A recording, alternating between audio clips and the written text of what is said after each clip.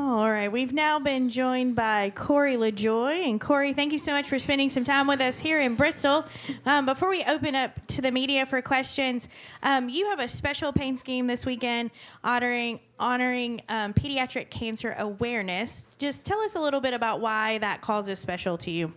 Yeah, so the paint scheme's the same. The only difference is the number. It's a gold full number. So the gold ribbon signifies Pediatric Cancer Awareness Month, which is September. We were at a pediatric cancer center this morning giving out some joy jars, so it was fun doing that, just interacting with those kids, giving out some stickers and some passing out some smiles. So that was good stuff. It actually really helps me to keep in perspective of how much of a blessing it is to do what I do each and every weekend while you've got families in there, and their kids are fighting for their life. So it's nice. It's a nice perspective adjustment before you roll into the racetrack for a race weekend. You have the kickball tournament coming up here in just a couple of weeks.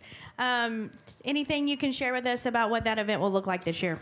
It's going to be big. I believe Jordan and Jeff put out a story. I think it was just Jordan on the Athletic this week. We did like a little pre-event scouting report on a lot of different guys. We had some fun with that, laying out a lot of pros and cons, a lot of weaknesses for the lack of driver athletic abilities. So, Leanne's here, Phil Belfield from the Kannapolis YMCA, all those guys to put in, countless hours to herd the cats, as you guys well know. It's what you guys do each and every week, of like herding 40 some odd race car drivers into one place at one time is certainly an undertaking, but it benefits the Kannapolis Y, Samaritan's Feet.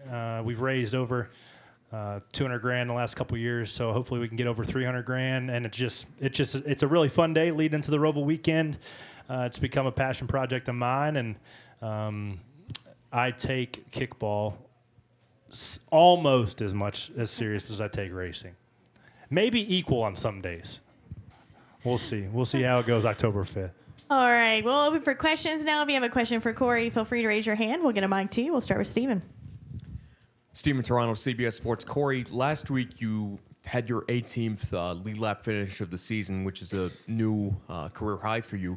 Not only that, but you've still been running at the finish of every race so far this season, and I believe you're the only driver in Cup who's been able to do that.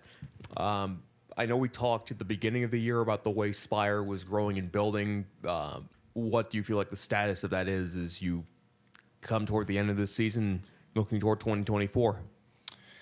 Yeah, it's certainly something I'm proud of, is being the only car so far, knock on wood, right? We're sitting here at Bristol where anything can happen in a split second. But that was our biggest objective in the offseason leading to this season, where we only ran 83% of the laps last year. And that's part driver mistake, a lot of mechanical issues with the new car, trying to figure out the weak links there. And just the growth of a small team. There's a lot of growing pains there that we ironed out. We got the right people at the right positions to negate all those mechanical failures that we had. So if we continue that, keep executing, not putting ourselves in bad spots, I feel like I've been as focused as I've ever been in my career, getting more experience. We've had some decent pace over the last 6-8 weeks, and we need to just do a better job of executing when we do have pace. And I think that starts this weekend. But, yeah, for us to be the only car so far, 32 weeks in, or whatever it is, 28 weeks in so far. We're certainly proud of that as a team, but it's also not all that we're looking for. We're looking for just some better runs, better qualifying efforts, because I feel like a normal day for us right now should be top 20. If we execute, we generally have pace to finish between 16th and 18th. And, and that's a big step from where we were the last couple of years. And I think we're going to continue trending in that direction. And there's a lot of growth to be had within Spire Motorsports, and I'm excited to be part of it. Right. And speaking of which, you mentioned your pace. The 77 has had improved pace in the second half of the season. How has that helped the 7 out? Man, it's something I realized more so than ever when I got a cup of coffee and I was over at Hendrick for 3 days driving the 9, where all 4 of those teams, the engineers, the crew chiefs, and the drivers, are always consistently setting a higher watermark And when you're in an environment like that where every team individually is pushing the entire team forward, that's where the biggest growth and that's where the biggest development happens. So I feel like for us, with the business model that Spires had to have with part-time guys in the 77, it kind of slowed our rate of how much we collected data. So it is nice to have a veteran guy like Ty in this year just to help us build and refine our baseline setup. And I think that, having more points of data over the course of the week, over a course of a 20-minute practice session, you have to collect data fast and be efficient with applying it in your race car. And that's nice to be able to see improvements over the last 2 months. Thanks, Corey. Yeah, thanks. All right, we'll go to Zach and then Lee. Zach Sterniolo, NASCAR.com. Corey, the kickball tournament, just how have you seen that grow? Are you surprised by how well it's been received, both by people on the outside of the industry, but as well as just the whole driving core? Man, when I had the idea, I would hope to be as big as it is now, but I didn't think that it would be possible. And there's so many factors that play into that allows it to be as big as it is. And the biggest thing is just the people who help put it together. The Kannapolis Cannonballers have kind of wrapped their arms around it like it's their own. Built's continued to support it over the last 3 years. Now Celsius is a part of it. We keep getting partners and teams and just people really excited to show up. But I think kickball, too, is a particular sport where you don't have to be the most athletic. I mean, everybody can kind of play. It's a little bit more engaging than a golf tournament, right, where you're just with your foursome the whole time. So I think we struck a little bit of gold in terms of just the format and the camaraderie that sport in particular kind of promotes. So because the other day last week, McDowell was like, "Well, you need to change your event to a pickleball event." I'm like, "No, you can do Michael McDowell's pickleball event if you want to, and I'll play." I'm sticking with kickball because I'm good at that, and then let everybody else come out and play. So, it's going to continue to grow, and as long as all the players are going to be involved, I'm happy to keep doing it. Lee, go ahead. Lee Spencer, CatchFence.com. I was fascinated by the discussion you were having on Sirius about the sons of, former champions, and just you guys kind of look through the lens a little bit differently, and just talk about what it's like to know that you're trying to reach a pinnacle that your dad reached, or maybe you're not trying to reach it. Maybe you just want to be Corey. I mean, Dale, it was good enough for Dale Jr., right? But can you just, kind of talk a little bit about that and why that seems to be the case for so many of you? Yeah, I think, and it's not like we've all sat around a campfire and sang Kumbaya and talked about it, but you look at, certain guys, Dale probably being the most pronounced one, but there's so many father-son relationships in this sport that have been prominent. But the biggest one was the point of topic was Chase, right? It was like the driver-son complex. And I can relate to it slightly, but, even though Dad was, he voted in the top 75 greatest NASCAR drivers, like, Bill Elliott was $1 Million Bill. And I think that, and even in my case specifically, in my opinion, no matter what I do in the sport, I feel like it'll never be up to as good as my dad, right? Because my dad was just my idol. He was my hero growing up. So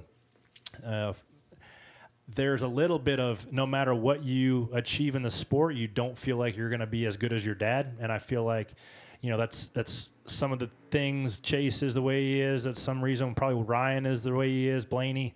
And Dale's been pretty vocal about that as well of his dad. But it is, I think, as much as you're under a microscope growing up as the son of, a famous race car driver, you still put that as much pressure and expectations on yourself to try to live up to what people expect you to do, being the son of somebody that has an established career.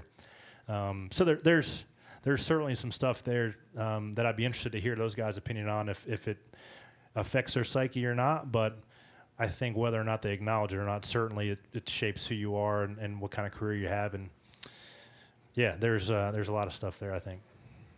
All right, Dustin.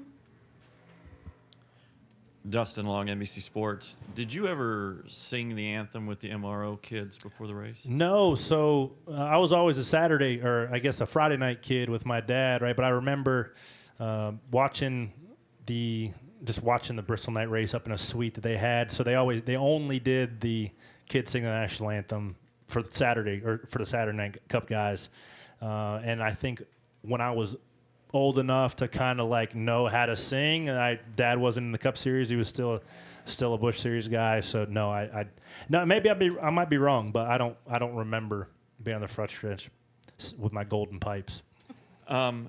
This weekend, everybody in this room is going to be paying attention to the cutoff and the playoff points and so forth.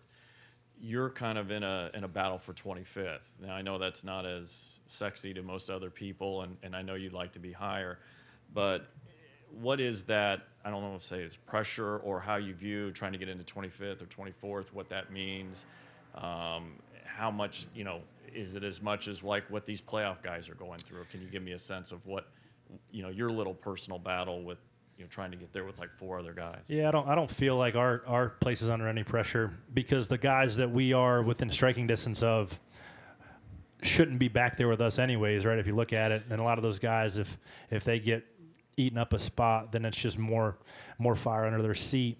But I challenged our team, even though we're not in those top 16 with reset points and racing for a championship, I challenged my guys to almost reset the points against those 4 or 5 guys, couple in front of us, couple behind us, and have our own little playoff point structure and see if we can just chip away at it 1 week at a time with 10 races left. Because I don't know for certain, but there is a big monetary difference with end of the year points payoff between 25th and 26th. I think that's where they cut off the owner's points or something. And then our car too is in different spots because the 7 finished last at Gateway when it broke a rotor, so it's 15, 20 spots behind or points behind where I am in driver's points. So I look at driver's points because that's who I'm comparing. I see my name on it, but then the one that pays is the one that I need to go get a little more effort and get 20 more spots throughout the course of the year. But there are certainly 3 cars in the crosshairs that I feel like we can, when we execute, we can beat each and every week, and we're going to have to, and we can't have any off weeks for the rest of the year if we want to go get those guys. All right. Any final questions for Corey? Okay. We'll close with Jeff. Bristol Dirt's not coming back. What do you think? Hallelujah.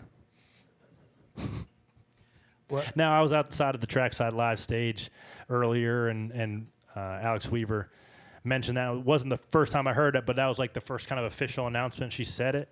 And there was a majority of the fans were excited. And I said, well, guys, you guys have to come to the race or else they'll put ice or gravel or some sort of other funky substance on top of the racetrack to make it a flash in the pan. So the people who are clapping, you better be here in the spring with your butt in the seat. So either the race doesn't go move somewhere else or they don't figure out some other substance to put on it. Thanks, guys. Thanks, Corey. We wish you the best of luck this weekend.